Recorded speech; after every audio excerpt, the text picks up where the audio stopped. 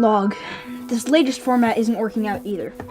This makes my 4th attempt with no satisfactory results. Dad, I need some help. Okay, so where are you stuck? I can't seem to come up with a truly brilliant mystery. You keep on thinking, you come up with something. How well did you know Grandpa? Knew him about as well as anybody could, I guess. Why? The day of the funeral, I found this. I overheard you talking about your grandfather and the clues that he left you. I'd like to interview you and get some of the details of the story. If you'd open up right away, that'd be really helpful.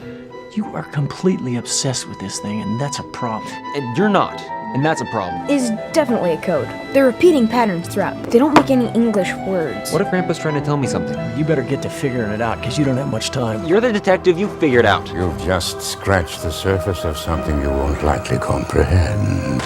Hey, Dad, guess what? Gator, it's good to see you're not lost. Me? Lost? No. I mean, I was going in circles. Not because I was lost, because I was tracking somebody. He was going in circles. Maybe he was lost.